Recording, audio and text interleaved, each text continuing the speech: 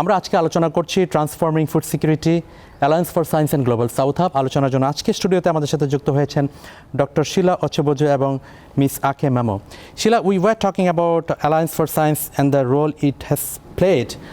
We'd like to learn from you that COVID-19 pandemic, climate change and the political instability across North and South has escalated a global crisis, particularly food security issue. We have seen heat wave in Pakistan and India and in China, flood, drought in Africa, flash flood. So the climate change all of a sudden has turned into a climate crisis. So we'd like to learn from you that where technologies are playing role in that, and can smallholder farmers get better access to technologies?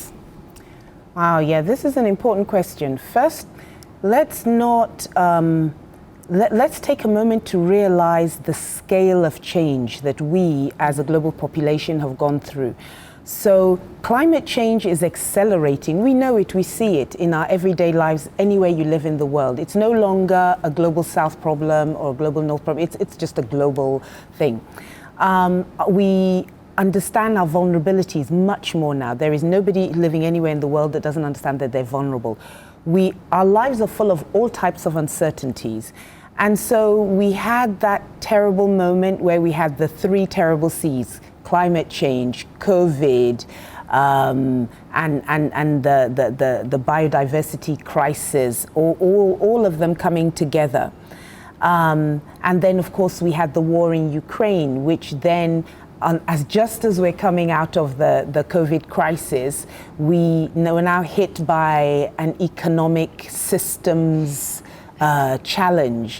And then we suddenly realized that the way we had imagined our world would be, a globalized world where you get a product from here, you don't grow everything that you need because you think it's cheaper for you to get it from that side of the world, import this, grow this, and we thought that it would be one global food basket. But all it takes is a crisis like COVID or a war to realize that this long supply chains can actually make you way more vulnerable.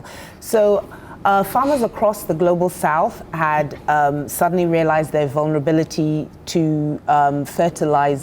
lack of fertilizers because of what happened in Ukraine. So they're critical inputs.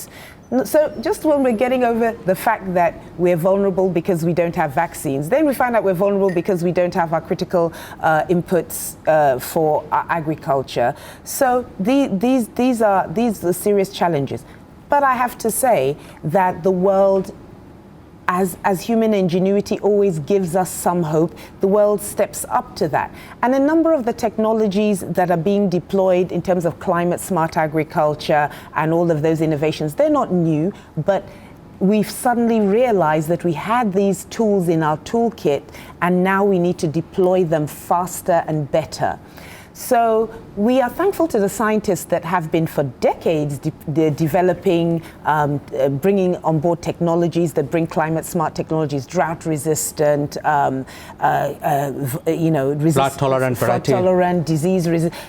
Those have been there, but the uptake was not so high until climate change became a real and present danger in our lives. So I'm an optimistic person. I believe that wherever there's a problem, the solution is embedded within it. And I believe that in our societies, our solutions are embedded.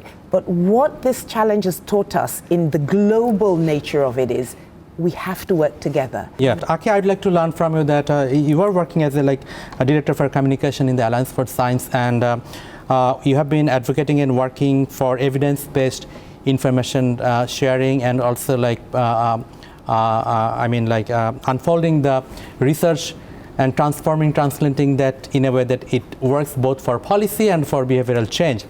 So from your experience, do you see that it has any value in the food system transformation? Absolutely. I mean, that's where the value is at. Because most of the time what you find in the scientific world is most of the research, which is amazing and has value beyond what we can quantify, stays within the shelves of the offices of the scientists. And there is really not many organizations take the time and the effort to bring it down, translate it to a way that our farmers and our entrepreneurs and our women and our youth can use. And so I think that is a role that is really as important, I would say, even almost as a doctor's, if you like. It's life-saving. You know, if you don't translate it to a way that people understand, then it really doesn't have as much value as it should.